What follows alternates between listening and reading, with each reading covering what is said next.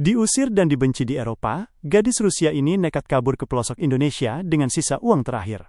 Ia pikir hidupnya tamat, tapi perlakuan warga desa ini justru bikin ia menangis dan berkata, "Di sini, saya baru merasa jadi manusia." Simak kisah yang akan menyentuh hati ini. Paris di penghujung Oktober seharusnya menjadi impian bagi siapa saja. Daun-daun berguguran di sepanjang jalan Champs-Élysées, dan lampu-lampu kota mulai menyala seiring matahari terbenam. Namun, bagi Elena Volkova, gadis berusia 24 tahun asal Saint Petersburg, keindahan itu terasa seperti dinding kaca yang dingin. Elena merapatkan mantel tebalnya, menyembunyikan rambut pirang pucatnya di balik kupluk wol berwarna abu-abu. Ia berjalan cepat, matanya yang biru menatap trotoar, menghindari kontak mata dengan siapapun. 2 minggu lalu, saat ia baru mendarat, ia masih seorang turis yang penuh semangat. Ia ingin melihat Menara Eiffel dan melukis di Montmartre. Namun, berita di televisi dan koran-koran lokal mengubah segalanya. Konflik geopolitik memanas. Paspor berlogo elang ganda yang tersimpan di tas pinggangnya kini terasa berat, seolah itu bukan identitas, melainkan vonis kesalahan. Elena duduk di sudut sebuah kafe kecil di pinggiran kota, memesan 1 croissant dan kopi hitam. Ia menghitung sisa uang euro di dompetnya. Kartu kreditnya mulai sulit digunakan karena sanksi perbankan internasional. Ia harus berhemat. Saat pelayan datang mengantar pesanan, Elena mengucapkan merci dengan sangat pelan, berusaha keras menahan aksen Slavianya yang kental. Ia takut jika orang tahu dari mana ia berasal, senyum ramah pelayan itu akan berubah menjadi tatapan sinis, yang belakangan ini sering ia terima. Ponselnya bergetar. Pesan dari ibunya di Rusia masuk. "Jangan pulang dulu, Nak. Di sini suasana makin tegang." Perbatasan dekat kota kita mulai dijaga ketat. Elena menghela napas panjang. Ia terjebak. Pulang berarti mendekati bahaya, tapi tetap di sini berarti menjadi orang asing yang tidak diinginkan. Ia menyeruput kopinya yang mulai dingin, merasakan pahit yang sama dengan perasaannya saat ini. Di tengah keramaian kota Paris yang romantis, Elena merasa benar-benar sendirian. Hari-hari berikutnya, di Paris terasa semakin mencekik. Elena memutuskan pindah dari hotel ke sebuah hostel murah di distrik yang agak kumuh untuk menghemat uang. Di kamar asrama yang berisi 6 tempat tidur itu, ia berharap bisa mendapatkan teman baru, atau setidaknya seseorang untuk diajak bicara. Namun, harapan itu pupus begitu sesi perkenalan dimulai di ruang rekreasi hostel. "Aku dari Spanyol," kata seorang pria muda dengan riang. "Aku dari Jerman," sahut gadis di sebelahnya. Ketika giliran Elena tiba, ia ragu sejenak.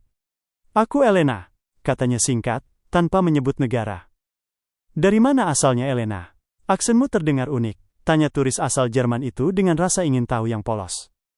Elena menelan ludah, tenggorokannya terasa kering. "Rusia," jawabnya lirih. Suasana yang tadinya hangat mendadak berubah canggung.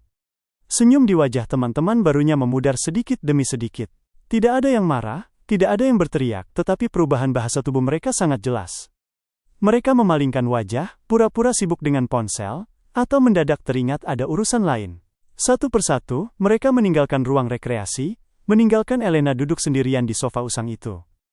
Penolakan dalam diam itu jauh lebih menyakitkan daripada cacian. Elena merasa seolah-olah dirinya adalah representasi dari kebijakan pemerintahnya, padahal ia hanyalah seorang gadis muda yang suka traveling, dan tidak tahu apa-apa tentang politik tingkat tinggi. Malam itu, Elena menangis dalam diam di balik selimutnya. Ia merindukan rumah, tetapi rumahnya sedang tidak aman. Ia merindukan penerimaan, tetapi label kewarganegaraannya seolah menutup pintu hati orang-orang di benua biru ini. Ia sadar, ia tidak bisa bertahan lebih lama lagi dalam atmosfer permusuhan yang sunyi ini. Puncak keputusasaan Elena terjadi pada suatu sore yang mendung di awal November. Pihak hostel memberitahunya bahwa ia tidak bisa memperpanjang masa inapnya. Alasannya klise, kamar sudah penuh dipesan, kata resepsionis tanpa menatap mata Elena. Padahal, Elena baru saja melihat di aplikasi pemesanan online bahwa masih banyak tempat tidur kosong di sana. Ia tahu alasan sebenarnya, dan itu membuat dadanya sesak. Sambil menyeret tas carrier besarnya yang sudah mulai lusuh, Elena berjalan menyusuri jalanan Paris, mencari penginapan lain. Hujan gerimis mulai turun, membasahi mantel dan rambut pirangnya yang kusut. Ia mencoba masuk ke sebuah kedai makan untuk berteduh sekaligus mencari wifi gratis. Namun, ketika ia membuka pintu dan pelayan mendengar ia bergumam dalam bahasa ibunya saat mengangkat telepon dari sang ayah, pelayan itu langsung mengangkat tangan. Maaf, kami tutup sebentar lagi, kata pelayan itu ketus, padahal jam baru menunjukkan pukul 5 sore dan ada pelanggan lain yang baru saja duduk. Elena tertegun di ambang pintu. Air hujan menetes dari hidungnya yang memerah karena dingin. Tapi saya hanya butuh teh hangat, pintanya dengan bahasa Inggris yang patah-patah. Tutup, tegas pelayan itu lagi, kali ini sambil menunjuk pintu keluar. Elena mundur perlahan, lalu berbalik dan berjalan cepat menembus hujan. Ia merasa tidak lagi dianggap sebagai manusia yang punya rasa lapar dan dingin. Di mata mereka, ia hanyalah masalah. Ia berlari kecil menuju stasiun metro terdekat bukan untuk naik kereta, tapi untuk mencari tempat duduk kering di peron. Di sana, di tengah hiruk-pikuk orang yang berlalu lalang, Elena membuka peta dunia di ponselnya dengan tangan gemetar. Ia harus pergi dari Eropa. Ia harus pergi kemana saja yang tidak memedulikan paspornya. Uangnya semakin menipis, ia butuh negara dengan biaya hidup murah dan visa yang mudah. Duduk di bangku stasiun metro yang keras, Elena melakukan riset cepat dengan sisa kuota internetnya. Ia mengetik kata kunci, negara bebas visa untuk Rusia, biaya hidup murah, aman dari konflik. Beberapa opsi muncul, Turki, Thailand, Vietnam, Indonesia. Ia memeriksa harga tiket pesawat satu persatu. Jantungnya berpacu seiring berkurangnya saldo di rekening bank digitalnya. Turki terlalu dekat dengan wilayah konflik. Thailand sedang musim turis dan harganya melambung. Lalu matanya tertuju pada Indonesia. Ia pernah mendengar tentang Bali, tapi itu pasti mahal, dan penuh turis barat yang mungkin akan mendiskriminasinya lagi. Ia menggeser peta sedikit ke timur dan menemukan sebuah pulau bernama Lombok. Lombok, gumamnya pelan. Ia membaca sekilas, alam yang indah, lebih sepi dari Bali, dan biaya hidup sangat terjangkau. Yang terpenting, Indonesia menerapkan kebijakan bebas visa, atau visa on arrival yang mudah bagi negaranya. Tanpa berpikir panjang lagi, Elena memesan tiket penerbangan termurah dengan rute yang melelahkan. Paris.Doha.Jakarta Lombok. Harga tiket itu menguras hampir 70% sisa tabungannya. Ia hanya menyisakan sedikit uang tunai dalam dolar, yang ia selipkan di kaos kakinya untuk keadaan darurat. Keputusan ini gila, pikirnya. Ia akan terbang ke negara tropis yang berjarak ribuan kilometer sendirian, tanpa kenalan, dan dengan bahasa yang sama sekali tidak ia mengerti. Tapi rasa takut akan diskriminasi di Eropa dan ketakutan pulang ke zona dekat konflik di Rusia jauh lebih besar daripada ketakutan akan hal yang tidak diketahui. Malam itu, Elena tidur di Bandara Charles de Gaulle, memeluk tasnya erat-erat, menunggu penerbangan pagi yang akan membawanya ke belahan bumi lain.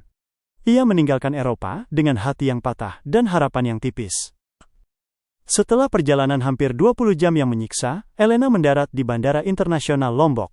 Begitu pintu otomatis terbuka, udara panas dan lembab langsung menampar wajahnya. Sangat kontras dengan udara beku Paris. Namun, kehangatan udara itu tidak serta-merta menghangatkan hatinya yang masih membeku karena trauma. Elena berjalan keluar terminal dengan langkah waspada. Matanya yang lelah memindai sekeliling dengan penuh curiga. Ketika para sopir taksi lokal melambaikan tangan dan berteriak menawarkan tumpangan, "Transport Miss Kuta." Senggigi, Elena justru mundur ketakutan. Dalam pikirannya yang sudah teracuni rasa takut, ia mengira mereka agresif dan berniat jahat. Ia menggeleng keras, mendekap tasnya, dan berjalan cepat menghindari kerumunan. Ia memilih menaiki bus Damri menuju arah kota Mataram, lalu berniat mencari angkutan umum ke arah pegunungan. Ia ingin mencari tempat sesejuk mungkin dan sepi. Ia tidak mau ke pantai yang ramai turis. Di dalam bus, beberapa penumpang lokal menatapnya. Mereka menatap karena kagum melihat wanita asing berkulit pucat dan tinggi, tetapi Elena menafsirkannya berbeda. Kenapa mereka melihatku terus? Batinnya panik. Apa mereka tahu aku orang Rusia? Apa mereka juga membenciku? Elena menundukkan kepala, menarik topi rimba lusuhnya menutupi wajah. Keringat membasahi punggungnya. Ia merasa terasing di tengah keramaian. Bahasa Indonesia yang terdengar asing di telinganya membuatnya semakin merasa tidak aman. Setiap kali ada yang tersenyum padanya, ia memalingkan wajah, mengira itu adalah senyum ejekan. Trauma diskriminasi di Eropa telah membangun tembok tebal di sekeliling Elena, membuatnya buta terhadap keramahan yang sebenarnya ditawarkan oleh orang-orang di sekitarnya. Elena akhirnya tiba di sebuah terminal kecil di wilayah Lombok Timur setelah berganti angkutan umum, BEMO, 2 kali. Ia menunjuk gambar Gunung Rinjani pada sopir, dan sopir itu menurunkannya di persimpangan jalan desa menuju Sembalun atau Sajang, daerah yang jauh dari hiruk-pikuk kota. Matahari mulai terbenam, menyisakan semburat oranye di langit yang mulai gelap. Elena berjalan kaki menyusuri jalan aspal yang menyempit.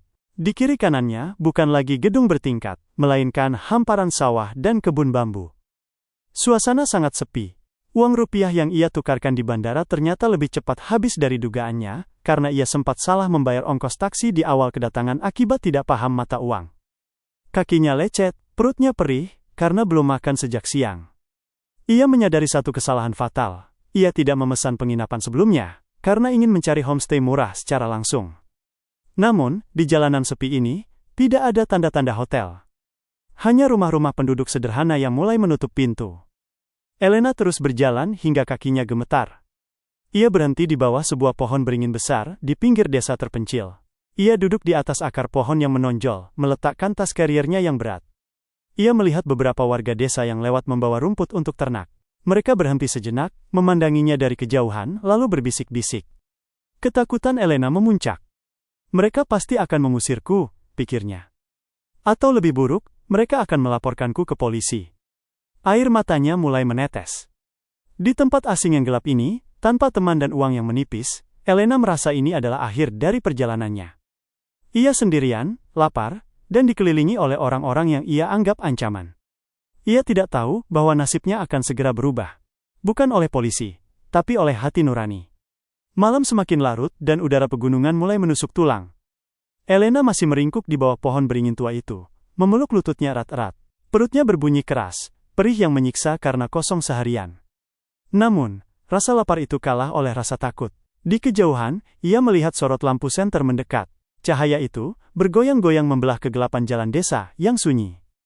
Jantung Elena berdegup kencang seolah ingin melompat keluar dari dadanya. Pikiran paranoidnya langsung bekerja. Itu pasti polisi, pikirnya panik. Atau warga yang marah karena ada orang asing berkeliaran. Ia ingin lari, tetapi kakinya terlalu lemas untuk digerakkan. Ia hanya bisa memejamkan mata, pasrah menunggu nasib, membayangkan dirinya akan diseret dan diinterogasi seperti kriminal. Cahaya senter itu berhenti tepat di wajahnya, membuatnya silau. Elena menutupi wajahnya dengan tangan, gemetar hebat. Terdengar suara langkah kaki di rerumputan kering, lalu suara seorang wanita tua berbicara dalam bahasa yang sama sekali tidak ia mengerti. Suaranya serak, tapi tidak terdengar membentak. "Napi Niki, ada apa ini?" Suara itu terdengar lembut, meski Elena tidak paham artinya. Perlahan Elena membuka matanya. Di hadapannya berdiri seorang ibu tua, warga lokal memanggilnya Inak, mengenakan kain sarung lusuh dan kerudung sederhana. Wajahnya penuh keriput, tetapi matanya memancarkan kelembutan yang aneh. Tidak ada kemarahan, tidak ada kebencian. Inak itu menurunkan senternya agar tidak menyilaukan Elena, lalu mengulurkan tangannya yang kasar dan berdebu tanah. Elena ragu. Di Paris, uluran tangan seringkali berarti permintaan uang atau sekadar basa-basi palsu. Tapi di sini, di desa gelap ini, tangan itu terlihat tulus. Inak itu menunjuk ke arah perut Elena, lalu membuat gerakan tangan seolah sedang makan, sebuah bahasa universal. "Makan? Lapar?" tanya Inak dalam bahasa Indonesia terbata. Pertahanan Elena runtuh. Bukan karena ia mengerti bahasanya, tapi karena nada bicara ibu itu mengingatkannya pada neneknya di Rusia. Air mata Elena tumpah. Ia mengangguk lemah. Inak tersenyum, gigi-giginya yang tak lagi utuh terlihat, lalu dengan tegas namun lembut menarik tangan Elena untuk berdiri. Malam itu, di bawah bayang-bayang Gunung Rinjani, Elena tidak ditangkap. Ia diselamatkan. Elena terbangun karena kokok ayam yang bersahut-sahutan tepat di samping telinganya. Ia mengerjap, menyadari dirinya tidak berada di jalanan dingin, melainkan di atas dipan kayu beralas tikar pandan.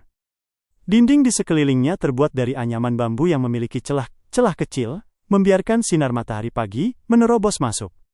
Aroma kayu bakar dan bumbu masakan yang digoreng memenuhi ruangan kecil itu.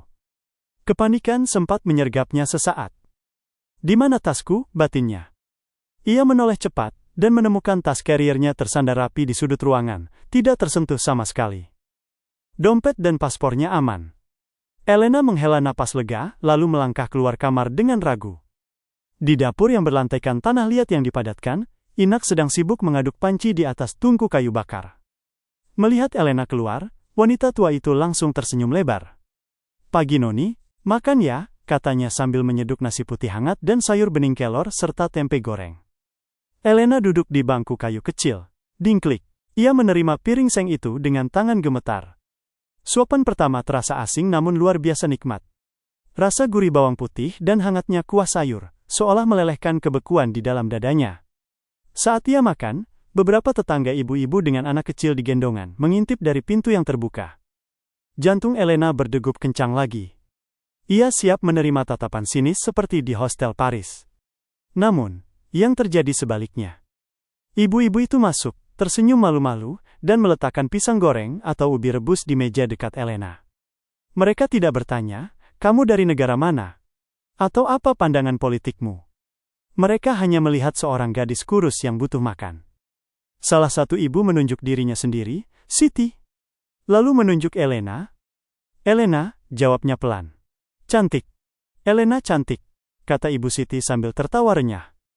Di dapur sederhana berlantai tanah itu, Elena merasakan sesuatu yang sudah lama hilang, rasa aman. Tidak ada yang peduli dengan paspor elang gandanya. Bagi mereka, Elena hanyalah tamu yang tersasar, dan di desa ini, tamu harus dimuliakan, tak peduli dari mana asalnya. Seminggu berlalu, dan Elena masih berada di rumah Inak. Awalnya ia berniat pergi secepatnya karena takut membebani, mengingat sisa uangnya sangat sedikit. Namun, setiap kali ia mengisyaratkan ingin pergi, Inak menahannya dengan bahasa isyarat, menyuruhnya beristirahat sampai benar-benar pulih. Sebagai gantinya, Elena berkeras untuk membantu pekerjaan rumah. Ia tidak mau makan gratis. Pagi itu, Elena ikut Inak ke ladang cabai di belakang desa.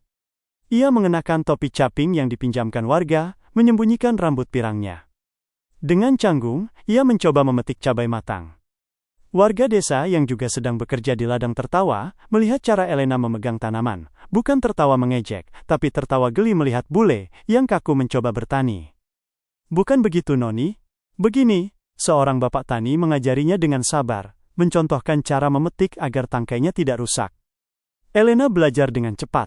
Keringat membasahi kaosnya, kulit pucatnya mulai memerah terbakar matahari tropis, tapi anehnya, ia merasa ringan. Di Paris, ia selalu merasa diawasi dengan curiga. Di sini, ia diawasi dengan rasa ingin tahu dan kasih sayang. Ketika jam istirahat, mereka duduk melingkar di pematang sawah, berbagi bekal nasi bungkus daun pisang. Elena mencoba berkomunikasi dengan kosakata Indonesia yang baru ia pelajari. "Enak," katanya sambil menunjuk sambal terasi yang pedas. Warga desa bersorak senang mendengarnya. "Kamu orang sini sekarang, Elena?" Celetuk seorang pemuda desa yang bisa sedikit bahasa Inggris, disambut tawa riuh yang lain. Kalimat itu terngiang di kepalanya. Orang sini. Di Eropa, ia ditolak karena label negaranya. Di sini, label itu luntur oleh keringat dan kerja keras bersama. Ia mulai melupakan ketakutan akan kehabisan uang atau konflik politik. Fokusnya beralih pada hal-hal sederhana, apakah hujan akan turun sore ini? Apakah panen cabai cukup untuk dijual ke pasar? Hidup terasa jauh lebih nyata dan sederhana. Sebulan telah berlalu. Elena kini bukan lagi orang asing yang ketakutan. Wajahnya lebih segar, sedikit coklat, dan senyumnya lebih sering terlihat. Ia sudah hafal nama hampir semua tetangga di sekitar rumah Inak. Ia bahkan mulai mengajar bahasa Inggris dasar kepada anak-anak desa di balai warga setiap sore, sebagai bentuk terima kasihnya. Malam itu, ada acara syukuran kecil di rumah kepala dusun. Semua warga berkumpul, duduk bersila di atas tikar. Elena duduk di antara Inak dan Ibu Siti. Mereka menyajikan ayam taliwang pedas dan plecing kangkung. Di tengah suasana hangat itu, Elena memandangi wajah-wajah di sekelilingnya. Mereka hidup sederhana, bahkan mungkin kekurangan jika dibandingkan standar Eropa, tapi mereka memiliki kekayaan hati yang luar biasa. Tiba-tiba, Inak mengambil tangan Elena dan menyelipkan sebuah gelang anyaman benang tridatu, 3 warna, di pergelangan tangannya. "Biar selamat. Biar ingat Inak," kata wanita tua itu, dengan mata berkaca-kaca. Elena terdiam menatap gelang itu. Ia teringat perlakuan dingin pelayan kafe di Paris, tatapan menghakimi teman-teman di hostel.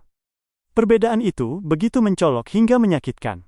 Di dunia modern yang katanya maju, ia didiskriminasi karena politik negara yang tidak ia kendalikan. Di desa terpencil ini, yang mungkin tidak ada di peta wisata dunia, ia diterima apa adanya sebagai manusia. "Terima kasih Inak," bisik Elena, menahan tangis haru. Ia menyandarkan kepalanya di bahu Inak. Ia merasa tidak lagi menjadi Elena si turis Rusia, atau Elena si korban diskriminasi. Ia hanya Elena, anak perempuan yang dikasihi oleh ibu angkatnya di kaki gunung. Rasa memiliki ini begitu kuat, membuatnya lupa bahwa visanya memiliki batas waktu dan dunianya yang asli masih menunggunya di utara sana. Kedamaian itu terusik pada suatu pagi di bulan kedua. Elena mendapat sinyal internet yang cukup kuat saat pergi ke kota kecamatan untuk belanja kebutuhan. Notifikasi membanjiri ponselnya. Pesan dari ibunya di Saint Petersburg masuk bertubi-tubi. Elena! Gencatan senjata sudah diumumkan. Situasi mulai stabil. Penerbangan sudah dibuka kembali. Cepat pulang nak, kami merindukanmu. Ayah sakit karena memikirkanmu. Dunia Elena seakan runtuh seketika. Realitas menamparnya kembali. Ia harus pulang. Orang tuanya membutuhkannya. Uang tabungannya pun benar-benar sudah habis. Ia tidak bisa selamanya menumpang hidup pada Inak, meski wanita itu tidak pernah keberatan. Dengan hati berat, Elena kembali ke desa. Langkahnya gontai. Malam itu, setelah makan malam, Elena memberanikan diri berbicara pada Inak. Dengan bahasa Indonesia yang sudah lumayan lancar, ia menjelaskan situasinya. Inak, saya harus pulang. Ibu saya panggil. Suasana hening seketika. Sendok yang dipegang Inak berdenting pelan menyentuh piring. Mata tua itu menatap Elena, lalu perlahan meredup. Inak tidak marah, ia hanya mengangguk pelan, tanda mengerti kewajiban seorang anak pada orang tuanya. Kapan? Tanya Inak lirih. Besok lusa. Saya harus ke bandara, jawab Elena sambil menunduk, tak kuasa menatap wajah wanita yang telah menyelamatkannya itu. Kabar kepergian Elena menyebar cepat. Esok harinya, suasana desa terasa murung. Anak-anak yang biasa ia ajar bahasa Inggris datang ke rumah dengan wajah sedih. Ibu-ibu tetangga datang membawakan oleh-oleh, kopi bubuk lokal, keripik, bahkan kain tenun sederhana. Bawa ini ke negaramu, biar ingat kami, kata mereka. Elena menerima semua itu dengan dada sesak. Ia merasa seperti sedang merobek sebagian hatinya sendiri. Ia akan kembali ke dunia yang dingin. Meninggalkan surga kecil yang hangat ini. Hari keberangkatan tiba. Sebuah mobil karteran tua sudah menunggu di ujung jalan desa. Elena memasukkan tas carrier-nya ke bagasi. Inak berdiri di samping mobil, memegang tangan Elena erat-erat, seolah enggan melepaskan. Air mata mengalir deras di pipi keriput Inak, membasahi kain kerudungnya. Hati-hati nak. Jangan lupa Inak, isak wanita tua itu. Elena memeluk Inak. Pelukan itu hangat, bau asap kayu bakar, dan kasih sayang yang tulus. Elena melihat sekeliling. Warga desa berkumpul melambaikan tangan. Mereka semua tersenyum sedih, mendoakan keselamatannya. Tidak ada satupun yang melihatnya sebagai musuh. Tiba-tiba, memori tentang Paris berputar kembali. Tatapan dingin, pintu yang ditutup, perasaan tidak dianggap. Lalu ia melihat wajah Inak, wajah Ibu Siti, wajah anak-anak desa. Kontras itu begitu nyata. Elena melepaskan pelukannya, menatap sopir taksi yang sudah menyalakan mesin. Lalu ia menatap tiket elektronik di ponselnya. Ia gemetar. Tunggu, kata Elena. Ia berbalik menatap Inak. Inak. Kenapa nak? Tanya Inak bingung. Elena menarik napas panjang, menghirup udara desa yang bersih. Ia sadar, pulang ke Rusia mungkin adalah kewajiban, tapi jiwanya sudah tertanam di sini. Ia bisa mencari cara lain untuk menghubungi orang tuanya, mungkin membawa mereka ke sini suatu hari nanti, atau bekerja secara remote dari kota terdekat. Tapi ia tidak bisa meninggalkan perasaan ini. Saya tidak jadi pergi, ucap Elena tegas. Apa? Inak terbelalak. Elena tersenyum, kali ini senyum paling tulus yang pernah ia miliki. Ia menatap mata Inak dan berkata dengan lantang, sebuah pengakuan yang datang dari lubuk hatinya yang paling dalam. Di sini saya baru merasa jadi manusia. Elena mengambil kembali tasnya dari bagasi. Ia membatalkan kepulangannya. Ia memilih untuk tetap tinggal, mengabdi di desa itu, menjadi guru bagi anak-anak, dan menjadi putri bagi Inak.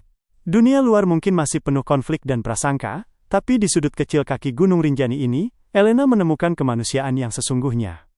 Dan itu lebih berharga dari sekadar tiket pulang ke rumah.